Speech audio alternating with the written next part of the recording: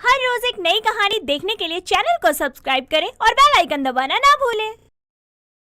Harshita college के exam में पास होने की खुशी में हलवाई की दुकान पर जाती है और वहाँ रखी सभी मिठाइयों को देखते हुए उसकी नजर कोने में पड़े छोटे रसगुल्लों पर जाती है और वो दुकान के मालिक को आवाज लगाते हुए कहती है, हलवाई अंकल, ओ हलवाई अंकल, कहाँ हो? अरे दुकान पर कोई है या नहीं? उसकी आवाज सुनते ही काउंटर पर मोहित नाम का एक लड़का आता है और उससे कहता है, जी आपके हलवाई अंकल तो यहाँ नहीं है, आप मुझे बताइए क्या चाहिए आपको? ओहो, अभी मिठाई की दुकान पर भाजी तो मांगूंगी नहीं, मिठाई ही लेने आई हूँ। हाँ लेकिन मिठाई का नाम बताएंगी तभी तो दूंगा ना। बताइए क्या चाहिए? कलाकंद, बर्फी, काजू कतली, लड्डू?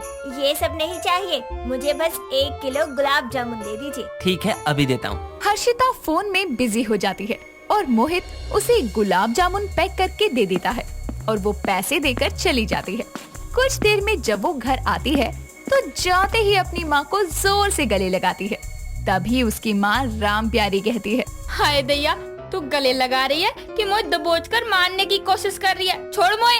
ओहो माँ, मैं तो आपको खुशी से गले लगा रही हूँ। ये लो मिठाई खाओ, मैं पास हो गई। हाय राम जी, तो चमत्कारी हो गयो, मेरी लल्ली पेपरन में पास हो गई। लाला मिठाई ला। हाँ खा लो, लेकिन पहले मुझे खिलाना। वो क्या है ना, मेरी फेवरेट मिठाई है। तभी हर्षिता से मिठाई का डब्बा लेकर राम प्यारी उसे खोलती है और उसमें से एक गुलाब जामुन निकाल कर उसे खिलाने लगती है।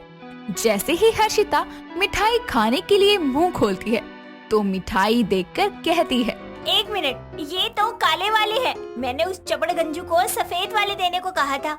यही मैं भी सोच रही थी, तुझे तो सफेद बालों भातो है, जे काले वाले कहाँ से उठा लाई? ओहो, इस मिठाई वाले की तो सफेद दिखाकर काला पैक कर दिया। माँ, अभी इसे वापस करके आती हूँ। अरे ठहर जा, कहाँ को भागी चली? हर्षिता अपनी माँ की बात सुने बिना ही हलवाई की दुकान पर जाती है और उसके पीछे पीछे राम प्यारी भी वहाँ आती है। तो गुस्से में हर्षिता मोहित से कहती है, अरे इतना बड़ा मिष्ठान भंडार खोल कर बैठे हो, देख कर मिठाई नहीं दी जाती? मैंने कौन सी मिठाई मांगी थी और कौन सी थमा दी मुझे? जो कहा था वही तो दिया, गुलाब जामुन ही तो मांगे थे आपने। हाँ लेकिन काले नहीं, सफेद वाले कहे थे। सफेद गुलाब जामुन? ये मिठाई कौन बना गया? हाय दैया बेटा, वो जेदा रसगुल्ले की बात कर रही है और बैल बुद्धि की मनपसंद मिठाई है, लेकिन नाम से भी अनजान है। जे वो रसगुल्ले होवे है, गुलाब जामुन नहीं। अरे नाम में क्या रखा है, रसगुल्ले, याद नहीं रहा होगा। कोई बात नहीं, ये अकेले आपकी नहीं बहुत लोगों की दिक्कत है। अभी पक्का बताइए चाहिए क्या? मिठाई, वो भी सफेद वाली। तभी मोहित उसे रसगुल्ले पैक करके दे देता है और वो घर जाकर पहले खुद 2 रसगुल्ले खाती है और फिर अपनी माँ को खिलाती है। और अगले ही दिन डब्बे में से सारे रसगुल्ले हर्षिता टहलते हुए खा जाती है। हर्षिता को मिठाई में रसगुल्ले बहुत पसंद थे, हालांकि वो गुलाब जामुन और रसगुल्ले के नामों में कंफ्यूज हो जाया करती थी, जैसा कि आमतौर पर लोग हो जाया करते हैं। लेकिन स्वाद उसे रसगुल्लों का ही भाता था। एक रोज जब वो घर लौटती है तो देखती है कि उसका बड़ा भाई अखिल, जो कि ऑफिस के काम से बाहर गया हुआ था, वो घर वापस आ चुका है। तो वो खुशी से कहती है, तो आप लौट आए? पता है माँ, मैंने आपको कितना याद किया। अच्छा वो सब छोड़ो, बताओ मेरे लिए क्या लाए? ओ महान आत्मा, मैं काम करने के लिए बाहर गया था, घूमने के लिए नहीं गया था जो वहाँ से तेरे लिए कोई निशानी लेके आऊँ। अरे तू तो कह रहा था कि जाके लिए कुछ खाने को लाया है गो, फिर कहाँ गयो? माँ आप भी ना, आपने पहले ही बता दिया, थोड़ा तरसाने तो देती। अभी हो गया तो लाओ, क्या लाए हो खाने को? तभी अखिल अपने बैग से एक स्पंज रसगुल्ले का डब्बा निकालकर उसे देते हुए कहता है, ये ले तेरे मनपसंद रसगुल्ले।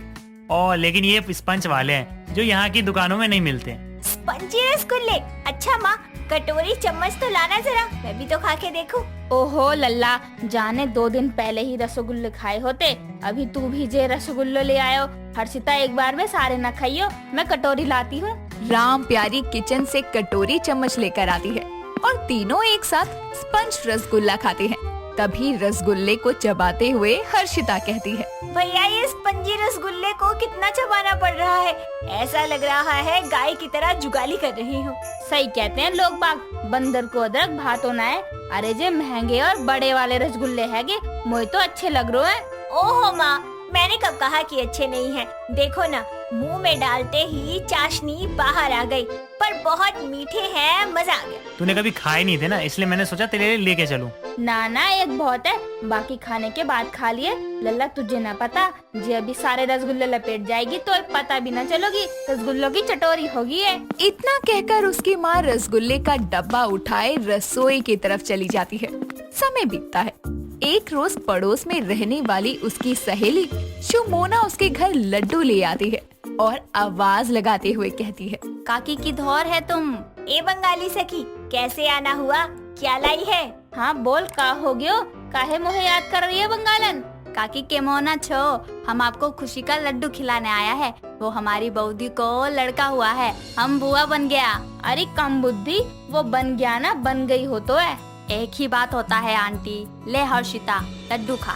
ओ शुमोना, ये लड्डू ये नहीं खाती, लाना ही था तो रसगुल्ला लाती।